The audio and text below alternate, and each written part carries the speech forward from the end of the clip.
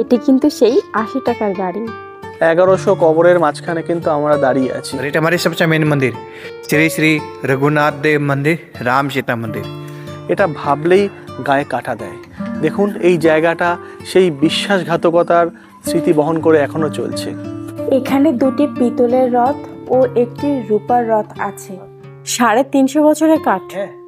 পুরো মন্দির মানে 350 বছর।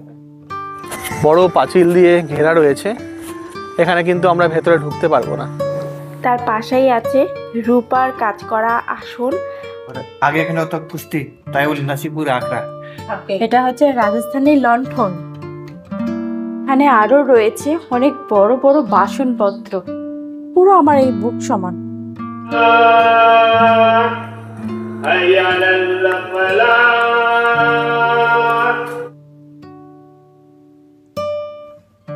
মুর্শিদাবাদ সিরিজের তৃতীয় পর্বে আপনাদের সবাইকে স্বাগতম। আগের দিন আপনারা দেখেছিলেন নসিপুর রাজবাড়ি। আজকের পর্বে আমরা বেশ কিছু জায়গা ঘুরে দেখানোর চেষ্টা করব, সাথে থাকুন। বেরিয়ে পড়লাম নসিপুর রাজবাড়ি থেকে। পরবর্তী আমাদের গন্তব্য নসিপুর আখড়া। সামনেই আছে, এটাও আমরা হেঁটেই যাব এই দিকে।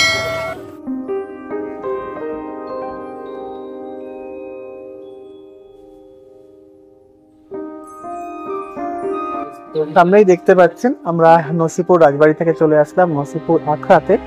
আর এখানেও কিন্তু টিকিট মূল্য রয়েছে। এইখানে হচ্ছে টিকিট কাউন্টার, আর এই হচ্ছে আমরা টিকিট কাটলাম। টিকিট মূল্য প্রতিজন 20 টাকা করে। গেটের ভিতরে প্রবেশ করলেই আপনাদের চোখে পড়বে এই পিতলের রথটি। এখানে দুটি পিতলের রথ ও একটি রূপার রথ আছে। প্রায় 250 বছরেরও বেশি প্রাচীন নসিপুর আখড়ার এই রথযাত্রা। এখানকার স্থানীয় আর অন্যান্য জেলার বাসিন্দাদের মধ্যেও কিন্তু এই রথযাত্রা নিয়ে বড্ড বেশি আগ্রহ রয়েছে। আর সেই আগ্রহ থাকবেই না কেন, কারণ হচ্ছে রথ আর উল্টো রথের দিন বিকালে সোনার জগন্নাথ, বলরাম ও সুভদ্রা রূপর রথ চেপে পথে নামেন। এই রথযাত্রা ঘিরে কড়া নিরাপত্তার ব্যবস্থাও করা হয়। আনুমানিক 1760 সালে মহন্ত ছলমন দাস আচার্য জাফরাগঞ্জ আখড়া প্রতিষ্ঠা করেন। আর এই রথযাত্রা উৎসবটি শুরু হয় পরবর্তী মহন্ত চতুর্ভুজ দাস আচার্যের সময়। এখানকার রথ যেতেন ধন কুবেরের জগৎ শেঠের বাড়ি পর্যন্ত। জগৎ শেঠের বাড়িতে 7 দিন কাটিয়ে উল্টো রথের দিন বিকালে জগন্নাথ, বলরাম, সুভদ্রাকে নিয়ে আখড়ায় ফিরে আসতো এই রথ। এটি হলো এখানকার ঠাকুর ঘর। আর এখানে যে মূর্তিগুলো আপনারা দেখতে পাচ্ছেন, এগুলো কিন্তু ম্যাক্সিমামটা কাঠের তৈরি করা। আর এখানেই রয়েছে সোনার জগন্নাথ, বলরাম ও সুভদ্রা।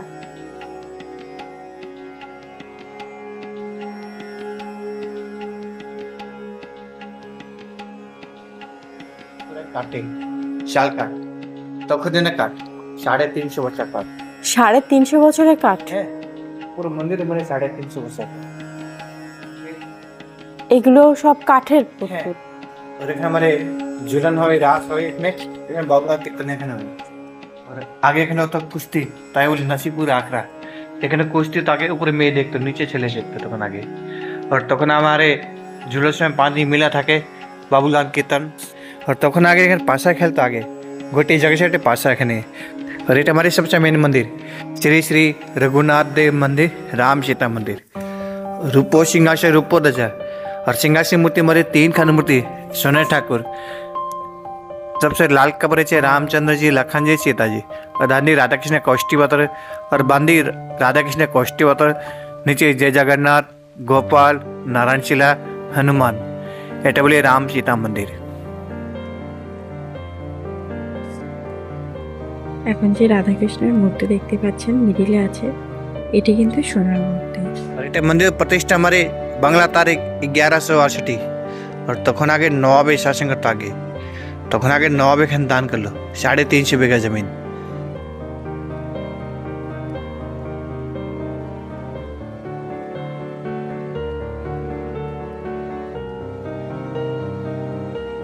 এখন যে সিংহাসনটি দেখতে পাচ্ছেন, এটা হলো গুরুদেবের সিংহাসন। আমি যে জায়গাটি দাঁড়িয়ে আছি এখানে গিয়ে কুস্তি খেলা হতো। ওপরে ছেলেরা বসতেন আর নিচে মেয়েরা বসতেন। আমার মাথার ওপরে একটা ঝাড়বাতি আছে, ঝাড়বাতির কাজটা খুবই সুন্দর। যখন জ্বালানো হয় তখন মনে হয় এই জায়গাটা আরও বেশি সুন্দর লাগে এই ঝাড়বাতিটার জন্য। ঝাড়বাতিতে জ্বালানো থাকলে বেশ ভালোই হতো, কিন্তু আমি যখন গিয়েছিলাম তখন ঝাড়বাতিটা জ্বলছিল না, কারণ আমি দিনের বেলা গিয়েছিলাম। তখনকার সময় এই রূপার রথযাত্রা দেখতে কিন্তু জমিদারের আত্মীয় ও অতিথিরা আসতেন বলে শোনা যায়। 1825 সালে মহন্ত ভগবান দাস আচার্যের সময় এই রূপার রথযাত্রা চালু হয়। তখনকার সময়ে রাজস্থান থেকে কারিগর নিয়ে এসে এই রূপার রথটি তৈরি করা হয়েছিল। আখড়ায় রথযাত্রার উৎসব ঘিরে 7 দিন মেলা বসত। আগে জগৎ শেঠের বাড়ি পর্যন্ত রথ যেত আর 7 দিন থাকতো, কিন্তু জগৎ শেঠের পুরাতন বাড়িটি নদী গর্ভে চলে যাওয়ার জন্য এখনকার সময় সেইখানে আর 7 দিন পর্যন্ত এই রথটি থাকে না। তাই পুরানো প্রথা অনুযায়ী জগৎ শেঠের বাড়ির সামনে একটা মাঠ আছে, ওই মাঠে গিয়ে কিছুক্ষণ দাঁড়ায়, আবার সন্ধ্যা হওয়ার আগে ফিরে আসে। মোটামুটি মানে এখানে মন্দিরে আজ कितना नहीं মোটামুটি 350 वर्ष आगे मंदिर এটা। और তখন আগে নবাবে শাসন তো আগে बंगाल बिहार उड़ीसा, और তখন আগে নবাবের দান করলো 350 বিঘা জমি। और তারপরে মির্জাপুর ছিল সেনাপতি বীর মোহাম্মদ জাফর আলী খান, উনি কি দান গাড়ি 80 টাকা গাড়ি। এটি কিন্তু সেই 80 টাকার গাড়ি।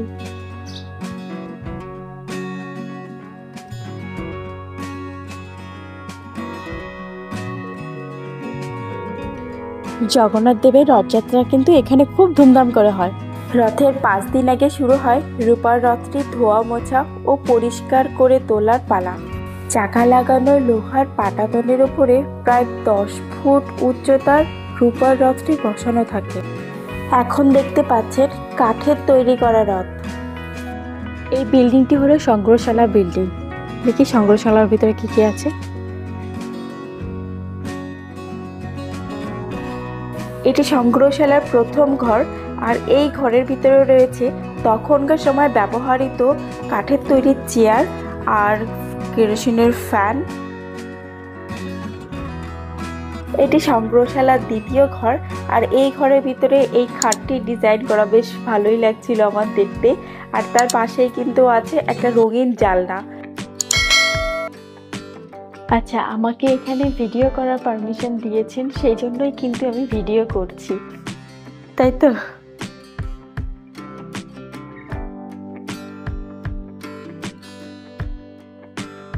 সংগ্রহশালার এই গ্যালারিতে আপনারা দেখতে পাবেন বিভিন্ন রকমের পাথরের তৈরি করা মূর্তি, আর এখানে আরও রয়েছে ময়ূরের পেখম থেকে তৈরি করা ঝাড়ু, রূপোর কাজ করা আসন, তার পাশেই আছে রূপার কাজ করা আসন।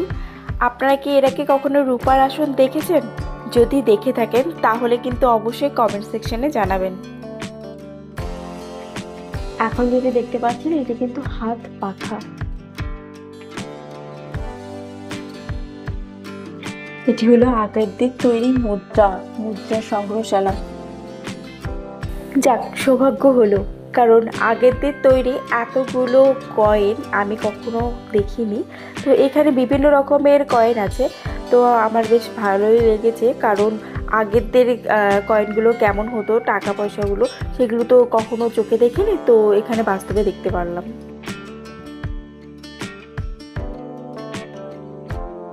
(1947 সালের কয়েন। তার পাশের রুমেই আছে পুরানো দিনের কার্পেট, আর এই কার্পেটগুলোর কাজ খুব ভারী আর দেখতে খুবই সুন্দর। তার পাশেই আছে একটা লাইব্রেরি, আর এই লাইব্রেরিতে তখনকার সময়ের অনেক পুরাতন বইও আছে, আর এইগুলো হলো তখনকার সময়ের স্ট্যাম্প, আর নিচে খবরের কাগজও আছে।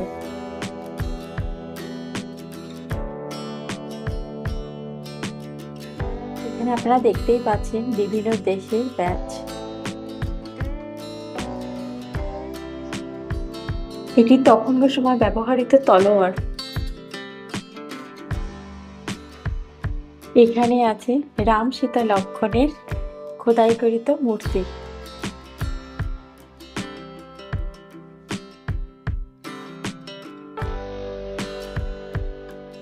একটা তো সিলিন্ডারের মতন লাগছে, আর একটা এটা সিলিন্ডার, এটা গ্যাস সিলিন্ডার, আর এটা আচ্ছা আচ্ছা সিলিন্ডার মাপা হতো নাকি? সিলিন্ডারের গ্যাসকে মাপা হতো। আগের সময় এগুলোতে ওষুধ টষুধ তৈরি করে গরিবদেরকে দেওয়া হতো, মানে এর কাচের বোতল, তাই তো? ইতিহাসের পাতা যতই ঘাটছি ততই জীবন্ত হয়ে উঠছে আমার চোখে। সত্যি তাই, জানার কোনো শেষ নেই। এটা হচ্ছে রাজস্থানী লণ্ঠন। আমরা প্রায় বেরিয়ে এসেছি। এখানে আরো রয়েছে অনেক বড় বড় বাসনপত্র।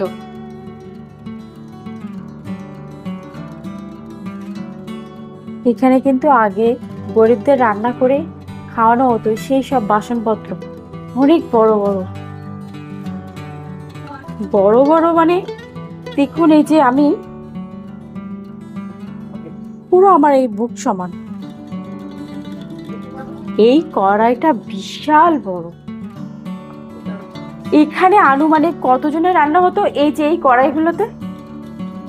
অনেক না?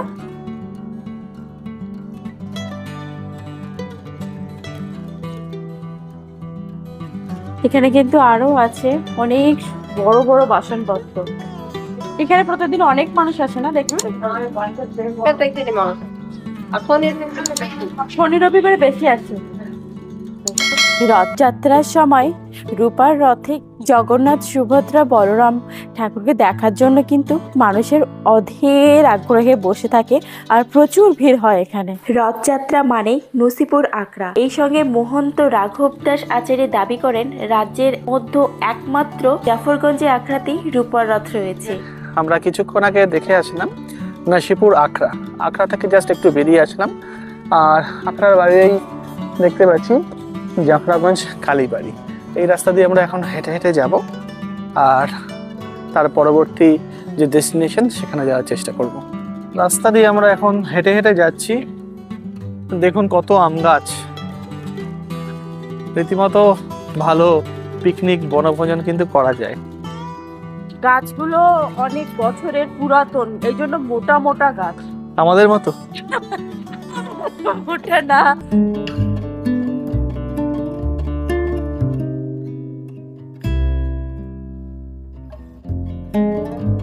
আমরা এখন যে গেটটির সামনে দাঁড়িয়ে আছি তাকে বলা হয় নমক হারাম দেউরি। হিন্দিতে নমক হারাম কথাটির অর্থ হলো বিশ্বাসঘাতক, আর এই দেউরি কথার অর্থ হলো গেট।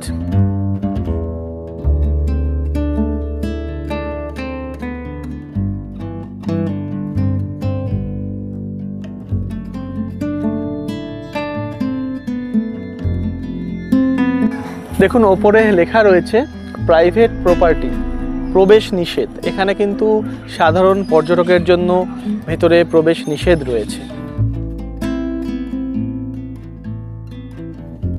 অনেক ঐতিহাসিকদের মতে বাংলার শেষ নবাব সিরাজদৌল্লাকে খুন করার পরে তার গলা কাটা লাশ এখানেই রাখা হয়েছিল, এবং পরে ভাগীরথীতে সেটা ভাসিয়ে দেওয়া হয়েছিল। এটা ভাবলেই গায়ে কাটা দেয়। দেখুন এই জায়গাটা সেই বিশ্বাসঘাতকতার স্মৃতি বহন করে এখনো চলছে। মীর জাফর সিরাজদৌল্লাকে হত্যা করতে চেয়েছিলেন, কারণ যাতে তিনি এই বাংলার পরবর্তী নবাব হতে পারেন। বাংলার শেষ নবাব ছিলেন সিরাজদৌল্লা। তিনি মীর জাফর, জগৎ শেঠ, ইংরেজ সবার ষড়যন্ত্রের শিকার হয়ে এখানেই হয়তো শেষ নিঃশ্বাস ত্যাগ করেছিলেন।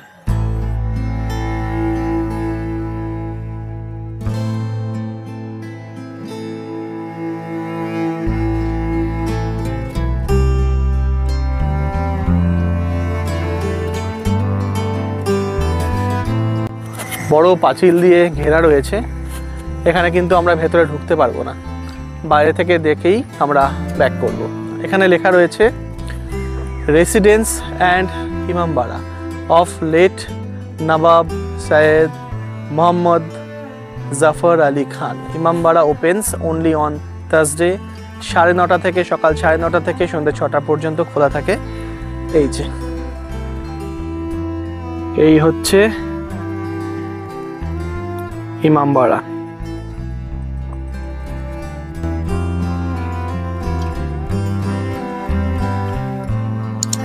এই গেট দিয়ে কিন্তু আমরা ঢুকলাম, এত পর্যন্ত আসলাম, এই জায়গাগুলো দেখানোর চেষ্টা করলাম। এই হচ্ছে পূর্ণ স্মৃতি রয়েছে এখনও। ভেতরে একটু আগে দেখালাম ইমামবাড়া রয়েছে, ওখানে আমরা ঢুকতে পারবো না।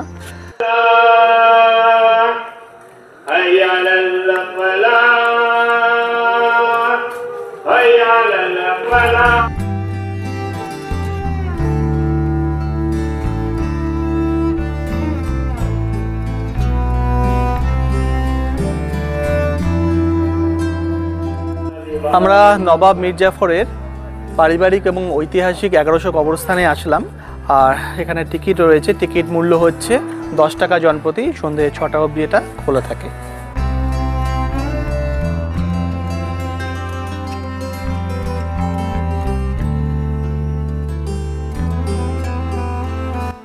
এই হলো মীর জাফর এবং তার পরিবারের 1100 কবরস্থান। সবাই এখানে কিন্তু শায়িত রয়েছে।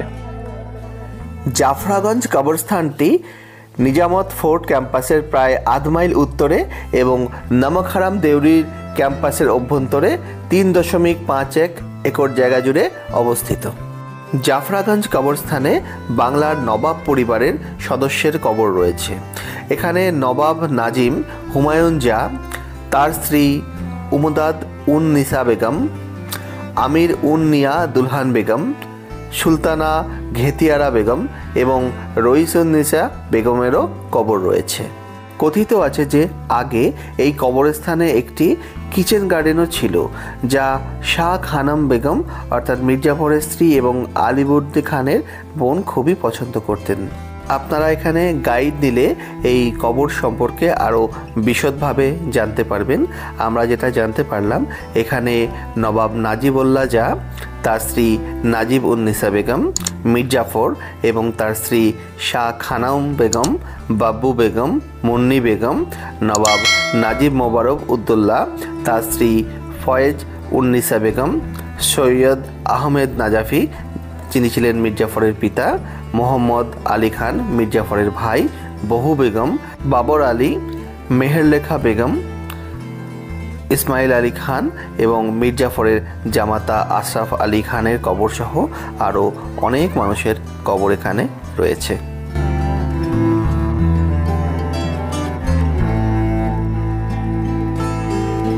আপনারা দেখতেই পাচ্ছেন চারিদিকে হাজার কবর রয়েছে। 1100 কবরের মাঝখানে কিন্তু আমরা দাঁড়িয়ে আছি। এই হচ্ছে মীর জাফরের সেই বংশধর, যাদের সমস্ত কবর কিন্তু এখানেই রয়েছে। সমস্ত বংশধররা কিন্তু এখানেই শায়িত রয়েছেন এবং মীর জাফরের ভবিষ্যৎ প্রজন্ম বা বর্তমান প্রজন্ম যারাই থাকবেন তাদের কিন্তু কবর এখানেই দেওয়া হবে। সবাই দেখুন চিরভূমে শায়িত রয়েছে। এই দেখুন নতুন যারা রয়েছে, যিনি 2016-তে মারা গিয়েছেন, ওখানে 1937-এ যিনি মারা গিয়েছেন, হ্যাঁ, সবাই কিন্তু পাশাপাশি একই জায়গায় রয়েছেন।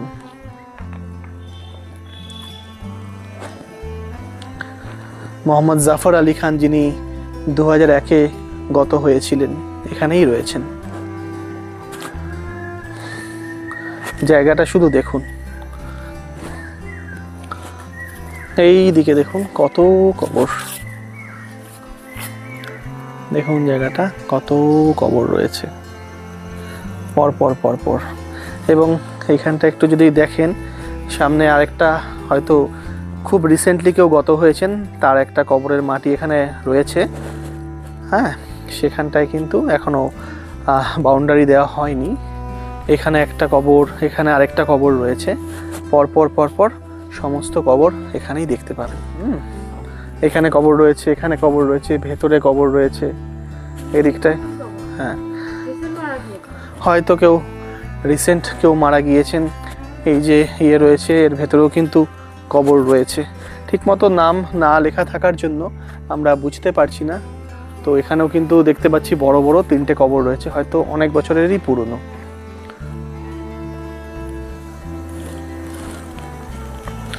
আমরা এতক্ষণ ছিলাম মীর জাফরের বংশের 1100 কবরের মধ্যে। সন্ধ্যে 6টা অবধি ওটা খোলা থাকে, আগেই বলেছিলাম, এবং সন্ধ্যে 6টা বাজায় আমরা কিছুটা দেখলাম এবং দেখে বেরিয়ে আসলাম। মনটা সত্যি ভারাক্রান্ত হয়ে গেল। 1100 মানুষ যারা ছিলেন তারা কিন্তু আজকে কবরের নিচে রয়েছেন। যাই হোক, আমরা খুব তাড়াতাড়ি আবার মুর্শিদাবাদের পরবর্তী পর্ব নিয়ে ফিরে আসব।